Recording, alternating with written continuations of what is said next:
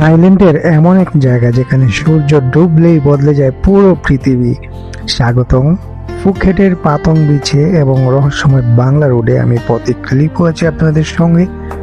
আর দিনের পাতং মানেই নীল জলরাশি আর শান্ত একটা সৈকত, কিন্তু রাত নামতেই দৃশ্যপট পাল্টে যায়।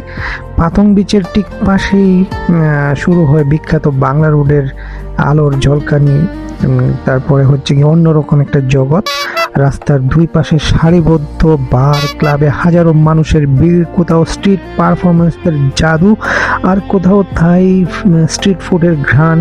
এমন এক জায়গা যেখানে সারা বিশ্ব, সারা পৃথিবী মনে হয় একসাথে উৎসবে নেমে গেছে।